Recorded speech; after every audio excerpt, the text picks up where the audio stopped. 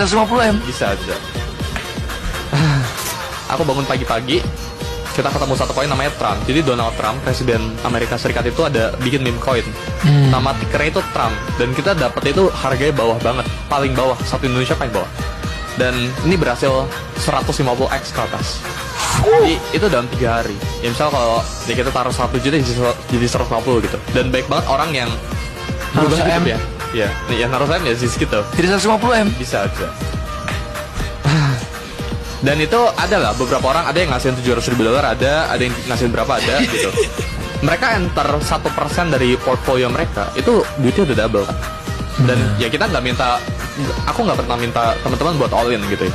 Bahkan itu kan tipe trade yang high risk kan. Itu masuk poin yang resikonya tinggi banget. Jadi alokasinya biasanya maksimal 10% lah dari portfolio. Jadi kita misal punya 100 juta, 10 juta dipakai buat masukin Trump, naik 150x ya, berubah langsung hidup ya kan.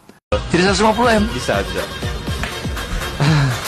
Aku bangun pagi-pagi, kita ketemu satu koin namanya Trump. Jadi Donald Trump, Presiden Amerika Serikat itu ada bikin meme coin. Nama tickernya itu Trump. Dan kita dapet itu harganya bawah banget. Paling bawah, satu Indonesia paling bawah. Dan ini berhasil 150x ke atas. Jadi itu dalam 3 hari. Ya misal kalau ya kita taruh 1 juta jadi 150 gitu. Dan baik banget orang yang berubah hidup ya. Iya, yang naruh saya ya segitu. Jadi 150 M? Bisa aja.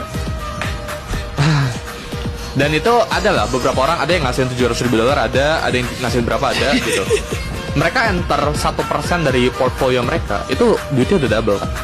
Dan ya kita nggak minta, aku nggak pernah minta teman-teman buat all in gitu ya.